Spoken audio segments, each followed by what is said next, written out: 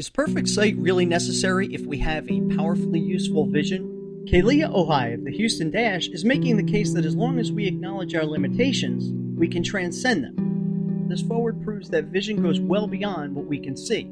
That's because she's playing high-level soccer against some of the best in the world with just one fully functioning eye. I started playing when I was about four, and both my older sisters played, so I grew up watching them, and I loved it. It was so much fun. I was also a dancer when I was young, but I always loved soccer the most, and just watching them and trying to be like them, and I've played ever since. Like every women's soccer player, it was hard because there wasn't always a pro league, and so there wasn't always someone that you look up to or games that you're able to watch, but I would always go watch the University of Utah games, and I've always wanted to play for the national team. So we're really fortunate to have a league around right now, and I mean, I love it for the younger girls because it's hard when you're playing a sport and you have no professional league to look up to, so I'm happy for them that they have something to aspire to.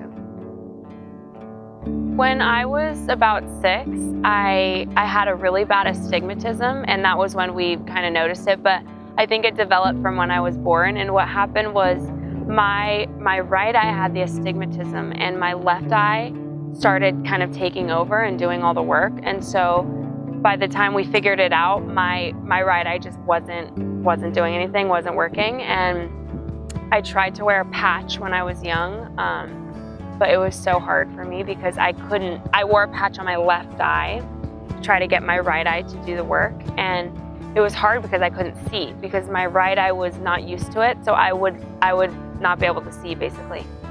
And I did that for about a year, and it helped a little bit, and it was able to, so in technical terms, it was able to connect some of the fibers with the optic nerve, so I can see a little bit, but it's not good.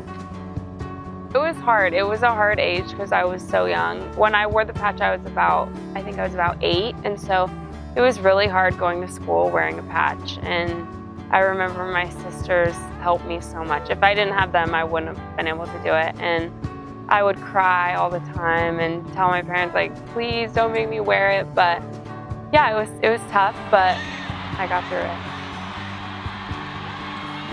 Honestly, the way that this all got brought up was I never thought about it because I just kind of grew up used to it. And I don't think no one knew really until my senior year in college, actually, or junior year. Someone was doing a story from the local college paper, and I just happened to mention it. And I said, oh, I'm actually blind in my right eye. And then he did a story on it.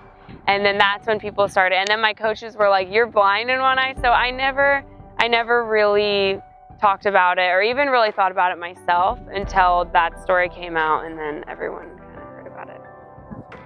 So it's my right eye. So I actually wear a contact in my left eye just to make my left eye perfect. But I think it's mostly depth perception. So you can kind of tell, I can tell in film a little bit when a ball is up in the air and I'm trying to judge when it's coming down.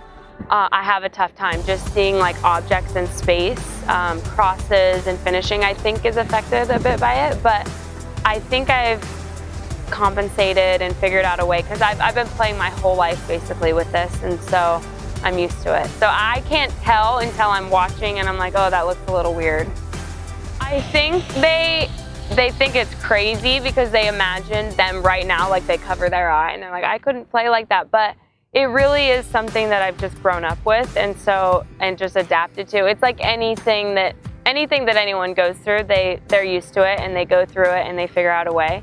So it has been difficult, but it's not something that every day I'm like, oh, I wish I had 2 eyes or I wish both eyes worked. It's not like that. I just accept it and I'm used to it. I think this was a big one for me just because with this, and growing up I was really small too, and so a lot of people told me I wasn't big enough or this eye thing was an issue. Yeah, and I think when I was younger, I wasn't always on the best team. When I was training for the U20 World Cup, I wasn't always on the team. I really had to work for it. When I went to UNC, there's always been a time in my life where people have said, oh, she's not very good. And each time you just have to prove yourself and just know that you're the best no matter what.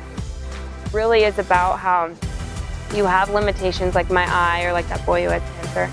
But if you look at it in just a little bit different light, it really is maybe what made you so great. And yeah, I think if people start to look at life a little bit like that, they could change everything, because it's not always the best. It's not always the advantage to be the biggest, the strongest, the best eyes, you know. I think just it's how you look at it, really.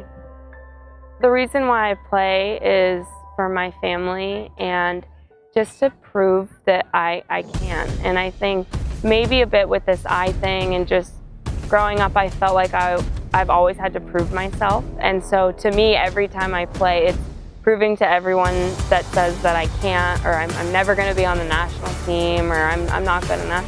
That's why I play, and I find joy just knowing that I work hard to do something, and I don't care what anyone has to say to me. I know my purpose is to play and to represent my family. This is my fight.